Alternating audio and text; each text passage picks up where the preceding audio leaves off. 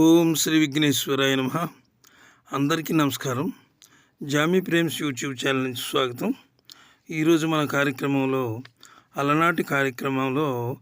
అలనాటి ఆణిముత్యాల్లో ఒక ఆణిముత్యం మనకు దొరికింది ఈరోజు. అదేమిటంటే ఆత్మీయుల చిత్రంలో ఒక పాట, చామంతి ఏమిటే ఈ వింత, చామంతి ఏమిటే ఈ వింత అనేటటువంటి పల్లవితో ఆ పాట ఉంది. ఆ పాట కోసం సంగీత సాహిత్య విశ్లేషణ చేయడానికి ప్రయత్నం చేస్తాను.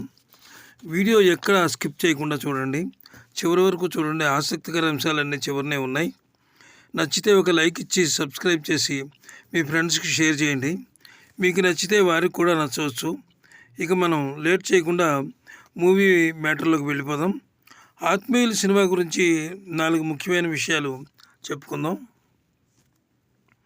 ఈ సినిమా 1969లో వి మధుసూదన్ రావు గారి దర్శకత్వంలో అపురూపంగా తెరకెక్కిందనమాట. ఇది చక్కటి కుటుంబ కథా చిత్రం. ఈ సినిమాలో కథ ఎన్నో ఊహించని మలుపులు తిరుగుతుంది. ఇందులో హీరో అనేక చిక్కులు సమస్యలను, మానసిక వేదనను అనుభవిస్తాడు. చివరికి తాను కోరుకున్న అమ్మాయినే వివాహం చేసుకుని అతని జీవితాన్ని సుఖాంతం చేసుకుంటాడనమాట. ఈ సినిమా ఆ రోజుల్లో 2వ ఉత్తమ కథా చిత్రంగా ఎన్నికై నంది పురస్కారాన్ని పొందింది. ఎంతో విజయవంతంగా ప్రదర్శించినటువంటి సినిమా ఇది. ఈ సినిమా గురించి చెప్పాలంటే అసలు విక్టరీ మధుసూదన్ రావు గారు అంటారు. ఆయన వి మధుసూదన్ రావు గారి పేరే కానీ ఆయన అద్భుతంగా డైరెక్ట్ చేశారు ఈ సినిమాని. అలాగే ఈ పాట రాసిన వారు విశ్వంభర కావ్య సృష్టికర్త, జ్ఞానపీఠ అవార్డు గ్రహీత డాక్టర్ సి నారాయణ రెడ్డి ఈ పాటను అద్భుతమైన సాహిత్యాన్ని గుప్పించి వ్రాశారు. ప్రేక్షకుల మనసుల్లో మల్లెలు, విరజాజులు, పారిజాతాలు పూయించే విధంగా ఈ పాటను ఆయన మలిచారు. ఇలాంటి పాటలు ఎంతకాలమైనా సరే మన గుండెల్లో ప్లే అవుతూనే ఉంటాయి. సాహిత్యంలో అగ్రస్థానాన్ని అలంకరించిన శ్రీనారాయణ రెడ్డి అదృష్టవంతుడు, అభినందనీయుడు. సినారే పేరు వినగానే అందరికీ టక్కున ఒక పాట గుర్తొస్తుంది. ఆ పాట ఏమిటంటే గులేబ కావళి చిత్రంలో పాట, నన్ను దోచుకుందుబట్టే వన్నెల దొరసాని అనేటటువంటి పాట. అది అందరికీ సుపరిచితమైందే. ఇక ఈ పాటకు స్క్రీన్ మీద కనిపించిన వారు దాదాసాహెబ్ ఫాల్కే అవార్డు గ్రహీత నట సామ్రాట్ అక్కినేని నాగేశ్వరరావు, కళాభినేత్రి వాణిశ్రీ కన్నుల పండుగ ఈ పాటకు అభినయించారు. అక్కినేని వారి నటన గురించి చెప్పడం అంటే చాలా సాహసం కావాలి. వెండితెరపై అసాధారణ ప్రతిభ కలిగిన రొమాంటిక్ హీరో ఆయన.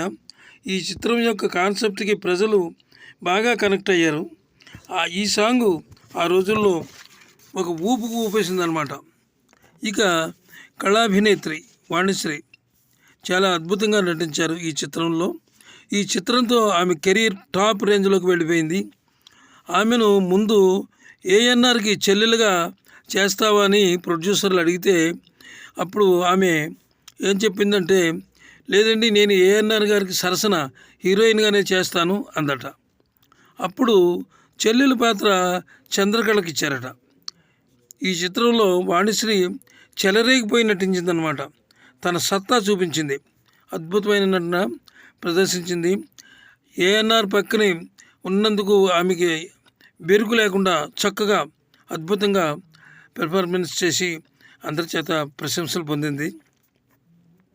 ఇక పాట పాడిన వారు అమరగాయకులు ఘంటసాల మాస్టారు, గానకోకిల సుశీలమ్మ మధురాతి మధురంగా ఆలపించారు ఈ పాటని. ఘంటసాల గురించి, ఆయన గాత్రం గురించి, ఆయన పాట గురించి ఏమి చెప్పగలం? అయినా 4 మాటలు చెప్పాలి తప్పదు. అమృతపు విరిజల్లులు కురిసే ఆయన గాత్రం భగవంతుడు ఆయనకిచ్చిన వరం. ఆయన్ని మన తెలుగు జాతికి ప్రసాదించి వరంగా పంపించారు ఆ భగవంతుడు అన్నమాట. పాటలోని అనేక భావాల్ని గొంతులోని నింపి లయబద్ధంగా వెలువరించే మహాగాయకుడు ఘంటసాల వారు. ఘంటసాల పాటలు అంటే మైమరిచిపోయేవారు లేరంటే అతిశయోక్తి లేదు. ఆయన పాడిన పాటల్లో ఏది గొప్పదని చెప్పగలం? అన్నీ చాలా అద్భుతమైన పాటలే ఆయనవి. అలాగే సుశీలమ్మ గురించి చెప్పాలన్నా చాలా కష్టం. ప్రపంచవ్యాప్తంగా ఆమె పాటలు గొంతు, అందులోని మాధుర్యం, మార్ధవం తెలుగు వారందరికీ సుపరిచితాలే. ఆమె పాట శ్రావ్యంగా ఉంటుంది. ఆమె కంఠం మధురంగా ఉంటుందన్నమాట. ఆమె ఒక మూర్తీభవించిన గాననిధి. కోకిల వసంతం వస్తేనే కానీ పాడదు. కానీ ఈ కోకిల అన్ని కాలాల్లోనూ అన్ని వేళల్లోనూ అమృతప్రాయంగా గానం చేస్తుంది. అందుకే సుశీలమ్మను కోకిలమ్మ అన్నారు. ఇక సంగీతం విషయానికి వస్తే స్వర సామ్రాట్ ఎస్ రాజేశ్వరరావు ఈ పాటకు పూల బాణాల లాంటి బాణీలు కట్టారు. ఈ పాటకే అందాల్ని తెచ్చిపెట్టారు ఆయన. సృజనాత్మకత అంటే 50 సంవత్సరాలు దాటితే తగ్గుతుందని అంటారు. అది నిజం కాదు. ఎందుకంటే రాజేశ్వరరావు గారు నిరూపించారు కాదని. వయసు పైబడిన ఆయన సంగీతంలోని దాటి ఏమాత్రం తగ్గలేదు. సంగీత రీతుల్ని సమన్వయం చేసి ఆయన సాధించిన విజయాలు ఎన్నో ఉన్నాయి. చామంతి ఏమిటే ఈ వింత అనే పాటకు మనోహరమైన రాగాలను ఎంచుకుని చామంతులు పూయించారు. ఇక ఈ వీడియో మీకు నచ్చినట్లయితే ఒక లైక్ ఇచ్చి సబ్స్క్రైబ్ చేసి మాకు సపోర్ట్ ఇవ్వండి. ఇలాంటి వీడియోలు మీకు ఎన్నో చేసి నేను మీకు అందించగలను. అలాగే మా ఛానల్ని చివరి వరకు చూసినందుకు చాలా సంతోషం. అందరికీ కూడా ఇంతకుముందు ఆదరించే వారికి, ఇప్పుడు ఆదరిస్తున్న వారికి అందరికీ ఎంతో కృతజ్ఞతలు. ఈ వీడియో గురించి నేను మరొకసారి చెప్తున్నాను. ఈ వీడియో సబ్స్క్రైబ్ చేయండి. నమస్తే, సెలవు.